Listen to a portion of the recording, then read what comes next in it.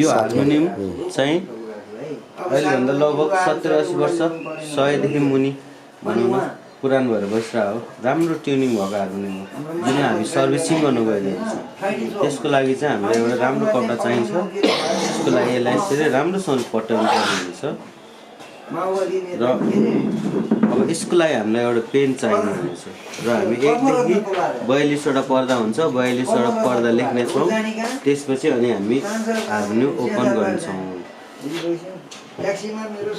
सबसे पहिला यो 1 देखि यहाँसम्म गर्नेलाई हामीले के गर्नुपर्छ, सफा गर्नुपर्ने भयो।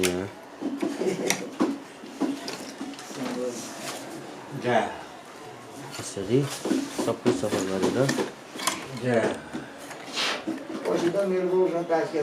42वटा पर्दा हुन्छ। 42वटा पर्दालाई हामीले लेख्न पर्ने हुन्छ। यहाँ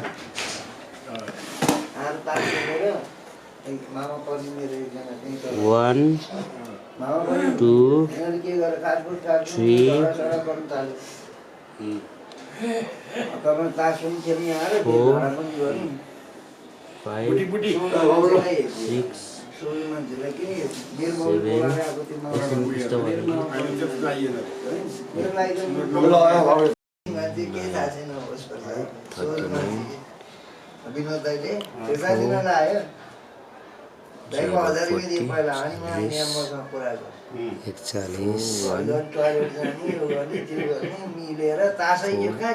जस्तै मैले भनेको थिएँ 42वटा पर्जा हुन्छ। ठ्याक्कै 42वटै पर्जा हुन्छ। जुनैमा पनि त्यही हो। अब यसमा हामीले स्टार्टिङ सर्भिसिङको लागि चाहिँ हामीले सबै ख्यालीहरू निकाल्नु पर्ने हुन्छ। अब जुनको लागि म स्टार्ट गर्दैछु ख्याली निकाल्नलाई। अब यति नम्बर भइसकेपछि हामीलाई कुनै पनि तनाव भएन। सजिलोसँगले 1 2 3 4 हाल्ने।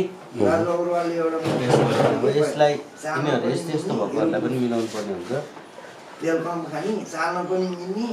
And now we start beating 1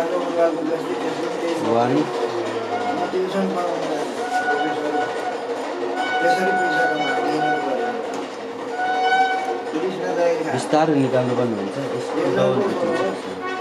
यसरी मुनिबाट तानेर यसरी निकाल्नु पर्ने हुन्छ। यसै यताउति गऱ्यो भनेखेरि यो सल्लाहको एकदम कमजोर काठ हुन्छ। यसले अनि भाँचिहाल्छ। यो सजिलैसँगले भाँचिन सक्ने हो र यसको यो वरिपरि कुनै पनि चिज अल्झ्यो भनेदेखि पनि हार्मोनियमको ट्युन एकदम प्याँ गरेर अनावश्यक आउने हुन्छ। त्यही भएर यसलाई यसरी सफा गरेर हाल्नुपर्ने हुन्छ।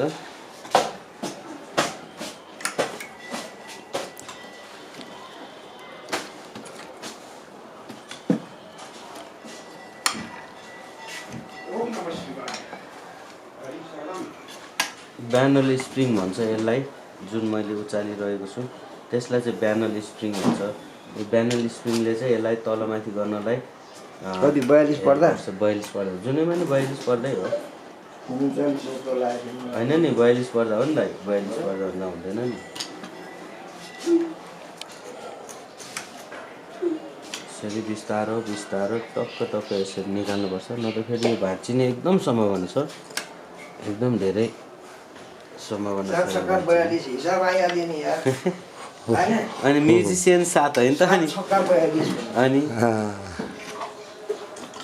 6वटा ट्युनिङ हो त। बाँसुरीको 7 सुर हो नि त। यो मात्र 6वटा हो।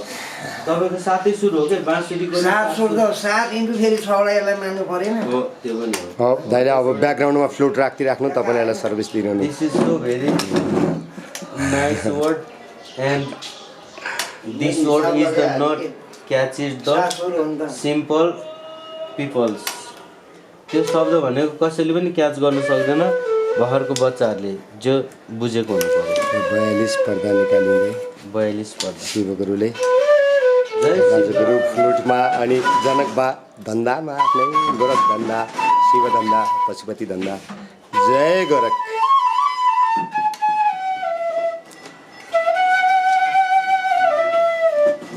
एउटा पर्दा खुले 42 पर्दा खुल्दैछ। जय श्रीराम। मुसाले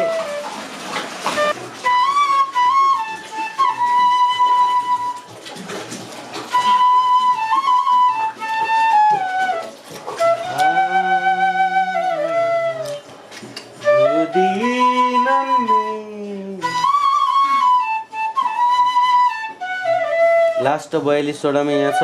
यसलाई चाहिँ जहिले यतापट्टि गर्नुपर्छ किनकि हामीलाई सजिलो हुन्छ। यसरी निकाल्नुपर्छ, यसरी तान्नुपर्छ, फेरि भाँचिन्छ। अब यसको यो छ कि सबै यो चेक गर्नुपर्ने हुन्छ।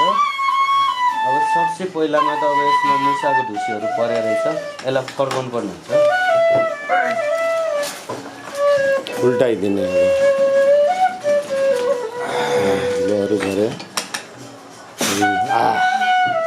वाउ पुग्नै पऱ्यो नि, नत्र हुँदैन।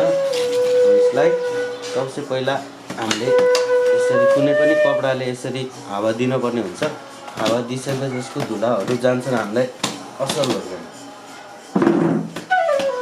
अब तपाईँहरूले हेर्नु भएको छ यो चाहिँ डबल बिटिङ भनिन्छ यसलाई। डबल बिटिङ भनिन्छ यसलाई। यसको यो सबै चिज मिल्नुपर्छ सुरमा।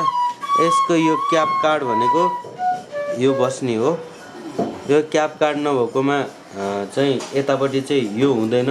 यहाँभन्दा 1 2 3 4 5 6 7 8 9 10 11 12 सुरभन्दा यता चाहिँ डबल क्याप कार्ड हुन्छ। यो हामीले एकदम याद गर्नुपर्छ। सिङ्गल कप र डबल होइन।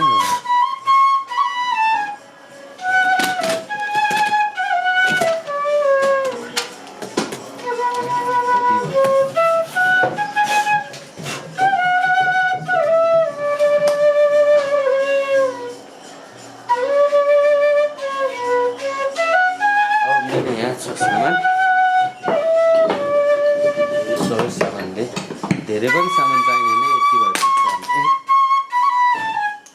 त्यो सामान भइपुग्छ। सबसे पहिला हामीले खोल्नु पऱ्यो यो।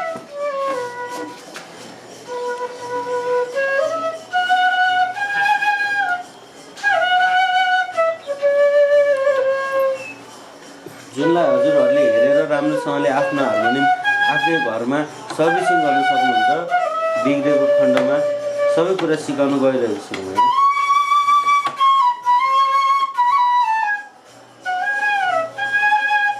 कुनै बेला चाहिँ यिनीहरू जाम भएको कारणले आउँदैन। यसलाई यसरी तानेर चाहिँ हामीले खोल्न सकिन्छ, अथवा यसलाई यसरी तानेर पनि आएन भने प्लास्टिक समातेर पनि खोल्न सकिन्छ।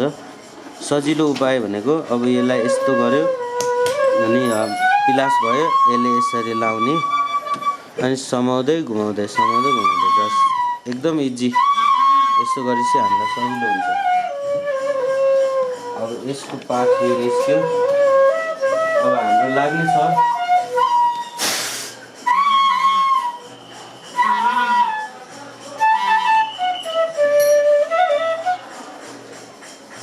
अब ठुलो रेन्च लाग्छ हामीलाई। हुन्छ सबभन्दा पहिला यही हो, यो खोल्नु पर्ने हुन्छ।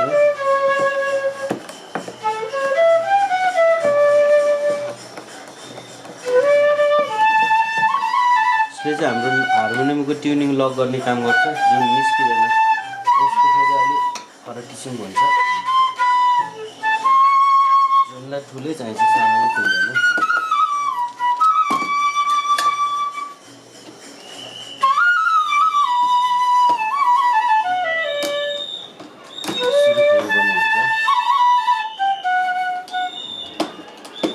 कुनै आउँदैन, त्यही भएर अलिकति हामीले प्रेसिङ गरेर यसरी बिस्तार खोल्यो भने यसरी खुल्छ।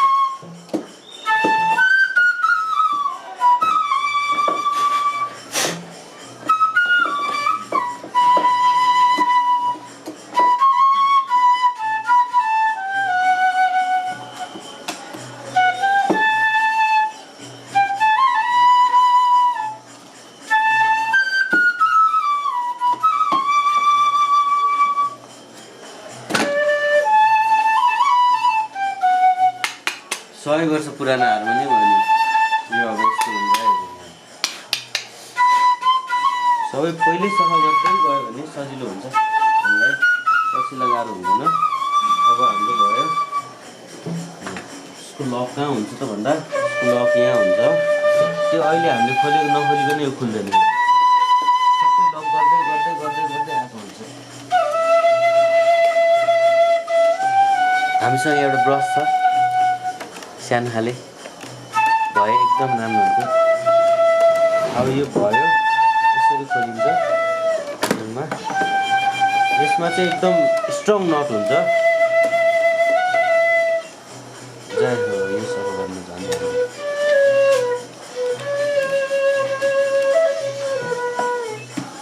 यहाँ दुईटा हुन्छ यो नट किनकि अनिवार्य दुईटा भएन भने यसको ट्युनिङ जाम हुँदैन एयर लेक भयो भने साउन्डै आउँदैन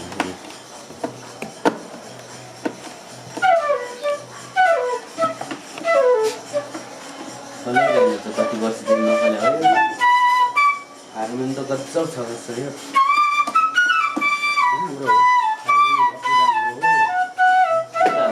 उता बालाले खिच्नु नि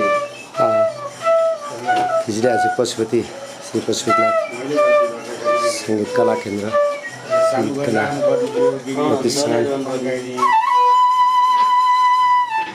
साधना स्थल यस्ता हुन्छ नि यो चाहिँ मेन नट जहिले नै आफूले के याद गर्नुपर्छ यो चाहिँ बिर्स्यो भने चाहिँ ट्युनिङ गयो यो दुईटा नट लामो हुन्छ त्यो चाहिँ अगाडिको भएको हो भनेर हामीले एकदम याद गर्नुपर्ने हुन्छ कहिलेकाहीँ खोल्दाखेरि अब यसको डबल ज्याक हुन्छ यो चाहिँ डबल बज्ने साइड यो चाहिँ सिङ्गल बज्ने साइड यसलाई सिङ्गल बज्ने साइडमा ल्याएर मात्रै यसलाई ओपन गर्नुपर्छ नत्र यो भाँचिने अथवा मुनि केही टुट्ने सम्भावना हुन्छ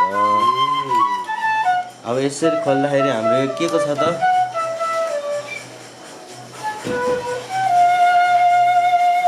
यसलाई चाहिँ पुरानो कार्बन भनिन्छ ट्युनर पनि भनिन्छ इङ्ग्लिसबाट नेपालीबाट चाहिँ कार्बन भनिन्छ यसलाई अब यसमा हाम्रो हुन्छ अब यहाँबाट हेर्दाखेरि हाम्रो यो जुन पनि स्विचहरू छन् यिनीहरू यसरी निकाल्न मिल्ने हुन्छ यो भयो अब राख्दाखेरि चाहिँ यसलाई अफ गरेर राख्ने ओपन गर्दा यसरी खोल्ने अब यसमा यो बिग्रेको हुनसक्छ सानो सानो खोल्न पर्दैन यो चाहिँ आफूले राख्ने ट्युनर मात्र हो यो अनिवार्य बजार चाहिँ 1 2 3 4 5 अनिवार्य खोल्नुपर्छ यति खोलेपछि यहाँनिरबाट हावा जान्छ अब हाम्रो यो अब यहाँबाट हामीले यसरी यसलाई ठेल्दियो भने यहाँको हावा बन्द भयो अब फेरि यहाँबाट यो आएर यहाँ ठेल्दियो भने यहाँको हावा बन्द भयो अनि त्यसपछि फेरि यहाँबाट आएर यहाँ ठेलेपछि यहाँको हावा गर्न हाम्रो कहीँबाट हावा आउने ठाउँ छैन यसको चाहिँ यो एउटा बिग्रेर रहेछ यसलाई म अहिले बनाउने छु त्यो एउटा मात्र बिग्रेर रहेछ यसलाई चाहिँ म अहिले बनाउने छु अनि त्यसपछि हाम्रो 4 ट्युनर 5 ट्युनर कुनै 7 ट्युनर यसको एउटा फेर्नुपर्ने हुन्छ यो एउटा ट्युनर मात्र गएको छ यसमा अरू कुनै पनि ट्युनर गएको छैन सबै एकदम ठिक छ हल्का स्केल मात्र चेक गर्नुपर्ने हुन्छ यो एउटा ट्युनर फेर्नुपर्ने हुन्छ यसमा के 6.3 D को अर्को कुनै कम्पनी छ भने हालौँ न होइन ठिक छ यो नफेर्दा पनि फरक पर्दैन किनकि यो भनेको हामीले बजाउँदाखेरि बाँच्दाखेरि यो एउटा निकालेर बजाउनु हुन्छ नि भने जस्तै हो कि एउटा ट्युनर राख्ने हो यो नफेर्दा पनि फरक पर्दैन यसको हामीलाई आवश्यक पनि छैन खासैमा हामीलाई आवश्यक भनेको यिनीहरूको मात्रै हो लो पिचमा रहेछ सबैभन्दा त्यो होइन साउन्ड राखेर ठुला ठुला उस्तादहरूले बनाउने तरिका हो हाम्रो यो ट्युनर एउटा पनि बिग्रेको छैन यो एउटालाई चाहिँ अब यो ट्युनर राखेर बजाउने कोही पनि छैनन् अहिलेलाई नफेर्दा फरक पर्दैन अब फेर्नै पर्ने भएर फेरिदिन्थेँ सबै सल्लाह हो यो यति मिस्टेक भने प्याट्टै भाँचिहाल्छ यसलाई यस्तो होस् गर्नुपर्छ कि एकदमै होस् गर्नुपर्छ